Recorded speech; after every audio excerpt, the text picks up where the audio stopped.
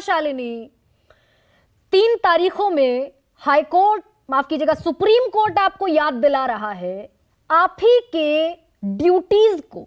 11 मई की तारीख में सुप्रीम कोर्ट ने कहा जल्दी फैसला कर लो भाई। 18 सितंबर की तारीख पर कोर्ट ने कहा कि जल्दी फैसला कर लो, और 13 अक्टूबर को फिर कोर्ट को कहना पड़ा। तो ये कौन सा खेल चल रहा है महाराष्ट्र में कि 1.25 साल से ये तय नहीं हो पाया 16 विधायक रहेंगे जाएंगे, बैठना भी चाहिए उन्हें विधानसभा में या नहीं? गरिमा जी, आपको मेरी आवाज आ रही है? Absolutely, you are audible ma'am. Thank you so much. Garima ji, मैंने आपका पहला प्रश्न भी सुना और ये प्रश्न भी सुना। मैंने सुना कि आपने कहा कि ये सरकार असंवैधानिक है। आप भूल रही हैं कि यही सीजीआई और इसी सुप्रीम कोर्ट ने एक फैसला दिया है जिससे ये साबित हुआ कि ये बिल्कुल संवैधानिक सरकार है। दूसरी चीज, आज जो हो हल्ला आज हो रहा है और हम जिस डिबेट पर बैठे हैं वो किस लिए हो रहा है? क्योंकि 10 मिनट का एक लंबा चौड़ा सीजीआई ने स्पीच दिया है। देखिए, लोकतंत्र में 4 विभिन्न स्तंभ है, जिसमें से मीडिया आप एक स्तंभ है, विधायिकी एक स्तंभ है, वैसे ही कार्यपालिका और न्यायपालिका भी एक स्तंभ है। अब ये लोग आपस में पूरक सिद्ध हो सकते हैं, एक दूसरे को बातें बोल सकते हैं, लेकिन कभी भी स्पीकर ने घूमकर सीजीआई को ये नहीं कहा कि देखिए आपके पास 59,000 केसेस बाकी हैं सुप्रीम कोर्ट में, आप उनको जल्दी सुन लीजिए। या फिर पूरे श्वेता दलील दे रही है में न्यायपालिका में 5 करोड़ केसेस बाकी हैं, आप उनको जल्दी खत्म कर लीजिए। ये कैसी दलील दे रही है फिर भी कि सुप्रीम कोर्ट अगर ये कहता है, एक second Shweta Shalini, supreme court ने बाकायदा ये सवाल आपसे पूछा कि अनंत काल तक नहीं लटका सकते आप, तो इसमें आपको इतनी तकलीफ हो गई कि आप पलटकर सुप्रीम कोर्ट से सवाल पूछ रहे हैं।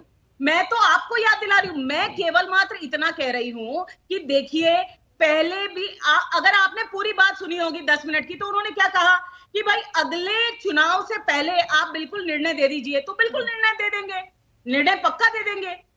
लेकिन मेरा केवल मात्र कहना इतना है कि सिलेक्टिव हियरिंग जैसे आपने की, वैसे ही उन्होंने सिलेक्टिव सेइंग की।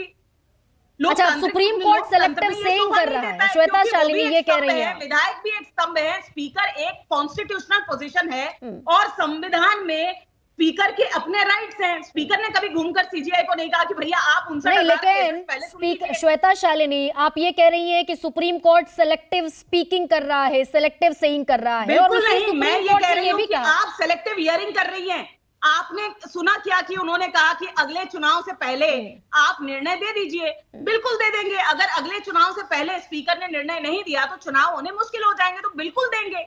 बल्कि अगर आप देखें तो हमारे एसजी तुषार मेहता जी बोलने की कोशिश कर रहे थे, क्योंकि एविडेंस की कमी थी, तो वो भी सीजीआई ने मौका नहीं दिया उनको बोलने का। तो अभी मैं डिटेल्स ऑफ द केस पे नहीं जाती हूँ, क्योंकि आप अच्छा, ऐसा भी होता है कि सीजीआई, ऐसा भी होता है Shweta Shalini, I am very surprised कि पिछली बार इस बात को तय हो गई थी कि ये सरकार बिल्कुल संवैधानिक है।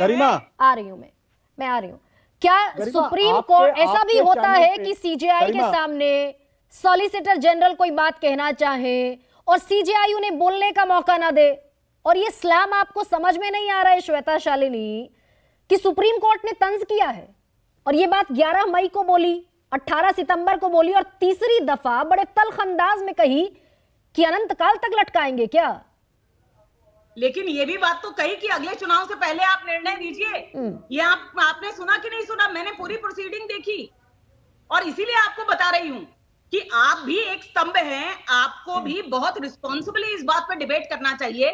बहुत ही क्लियर तरीके से ये बात कही गई है, और सुप्रीम कोर्ट का ही फैसला है कि ये संवैधानिक सरकार है। फिर आप एक पर्टिकुलर पार्टी की भाषा कैसे बोल सकती है? सुप्रीम कोर्ट ने तो ये भी कहा कि राज्यपाल की भूमिका, सुप्रीम कोर्ट ने तो यह भी कहा कि राज्यपाल की भूमिका संविधान के खिलाफ थी। सुप्रीम कोर्ट ने तो कहा राहुल नॉर्वेकर की भूमिका संविधान के खिलाफ थी। आपने ऑर्डर पढ़ा है क्या? क्या ऑर्डर में लिखा हुआ था क्या? श्वेता शालिनी, मैं पढ़ देती हूँ, वही कोर्ट का ऑर्डर आपके लिए पढ़ देती हूँ, एक सेकंड।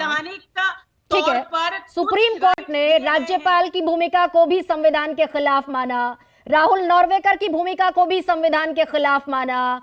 एकनाथ शिंदे के दावे के बाद चीफ विप आप नियुक्त कर देते हैं भरत गोगावले को, उसको भी सुप्रीम कोर्ट ने असंवैधानिक माना।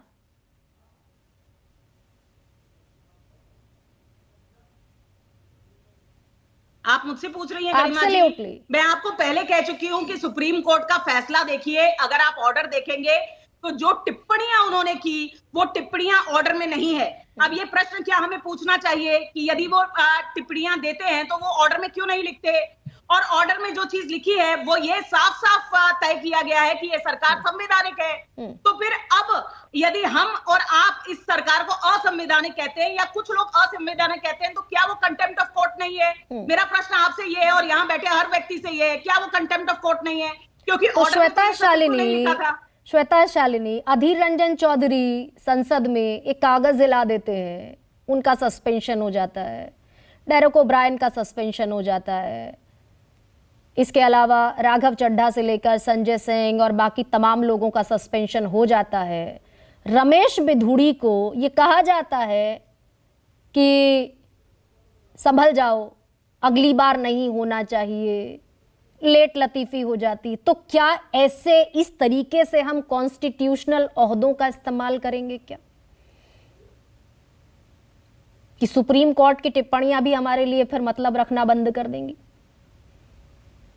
बिल्कुल नहीं, टिप्पणियां बिल्कुल मतलब रखती है, बिल्कुल अगले चुनाव से पहले निर्णय होना ही चाहिए। मैं आपको केवल मात्र इतना कह रही हूं कि सिलेक्टिव हियरिंग मत कीजिए।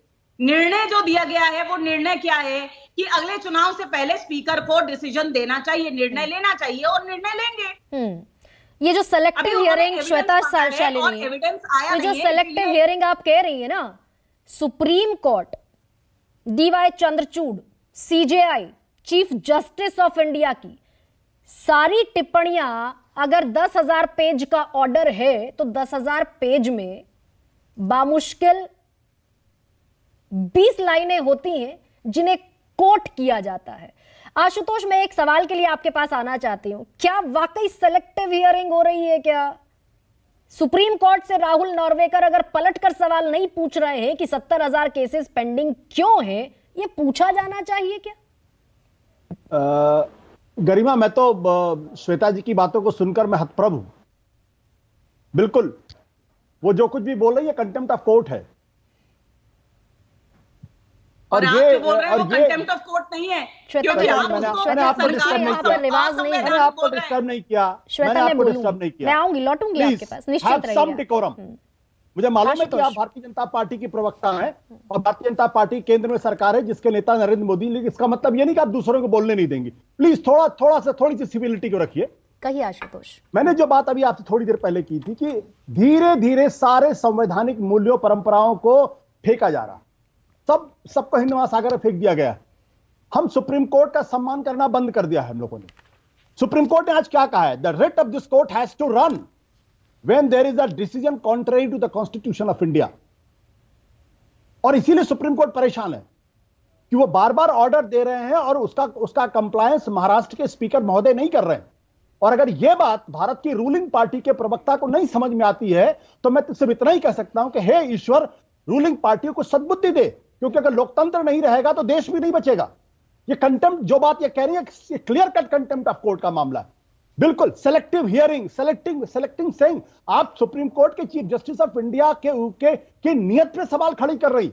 हम जजमेंट को क्रिटिसाइज करते हैं, जजमेंट का क्रिटिसिज्म एक्सेप्टेबल है, लेकिन जजेस के नियत पे, उनके मोटिव पे, उनके इंटेंट पे सवाल नहीं खड़े कर सकते। इसलिए ये जो कह रही है ये कंटेम्प्ट है।